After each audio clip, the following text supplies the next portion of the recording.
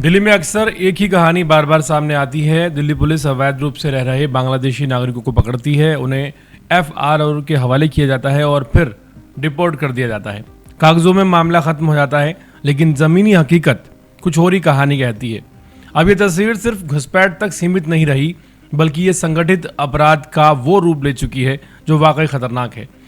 ऐसे कई मामले सामने आए हैं जहां से घुसपैठिए भारत में आकर सुनियोजित तरीके से लूट, डकैती, मर्डर, यहां तक कि जघन्य अपराध को अंजाम देते हैं और फिर मौके मिलते ही वापस बांग्लादेश लौट जाते हैं।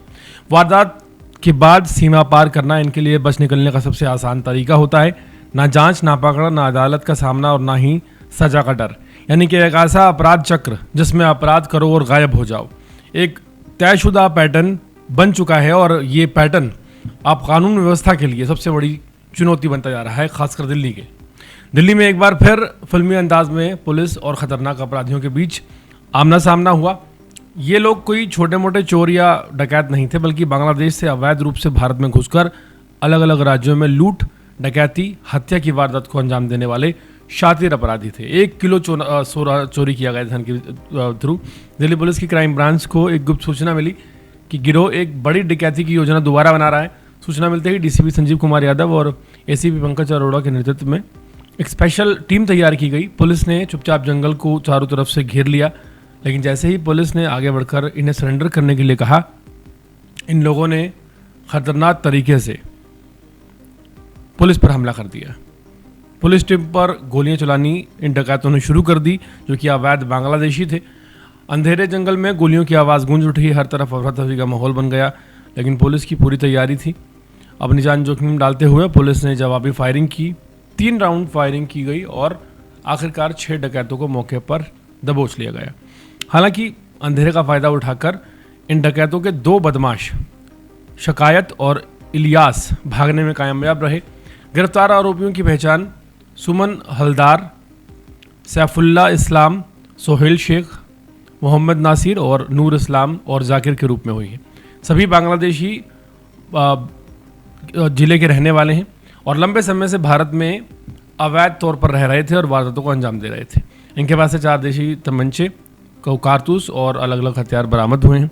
जांच में खुलासा हुआ कि ये लोग वारदात को अंजाम देने के बाद दोबारा बांग्लादेश चले जाते थे, जिससे ये लोग पकड़ में नहीं आ पाते थे कानून की। और वहाँ सीमा पर ये एजेंट्स को एक मोटी रकम देते थे हमेशा, जिससे ये भारत में आ सकें। और भारत में जो लोग थोड़े से कमज़ोर हैं, जैसे बुज़ुर्ग हैं या फिर अकेले रह रहे हैं, उनको टारगेट करना इनका मुख्य लक्ष्य रहता था।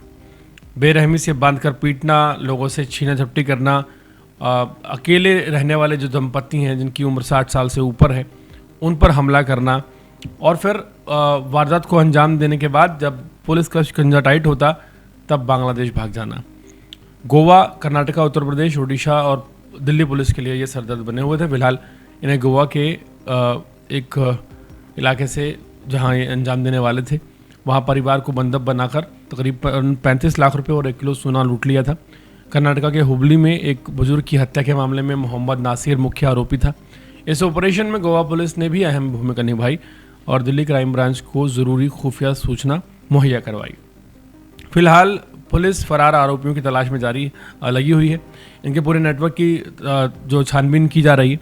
लेकिन इस ऑपरेशन ने एक बार फिर ये साफ कर दिया है कि चाहे अपराधी कितना भी शातिर क्यों ना हो, कानून के हाथ उतने ज़्यादा लंबे होते हैं। लेकिन सवाल यहाँ पर ये है कि जो ये परंपरा चल रही है कि बांग्लादेश से घुसपैठ करके भारत में आओ, वारदात को अंजाम दो और चुपके से वापस बांग्लादेश निकल जाओ, जहाँ न जाने कितने ऐसे बांग्लादेशी घुसपैठिए होंगे जिन्होंने भारत में वारदात को अंजाम दिया होगा और उन्हें पकड़ना फ़िलहाल नामुमकिन सा लगता है। तो ऐसे में सबसे ज़्यादा संवेदनशील ये मामला उस वक्त हो जाता है जब ये पता रहता है कि कुछ संगठित अपराधी ऐसे हैं जिन्हें कानून का खौफ इसलिए भी नहीं है क्योंकि उनके पास एक ऑल्टरनेटिव है, उनके पास एक ऑप्शन है कि अगर वो अपराध को अंजाम दे देते हैं बड़े से बड़े, तो फिर वो क्या करेंगे। तो ऐसे में दिल्ली पुलिस का काम सराहनीय है और ये जो सीमा पार से घुसपैठिए आ रहे हैं, ये जो विषय है ये और ज़्यादा चिंतनीय बनता जा रहा है।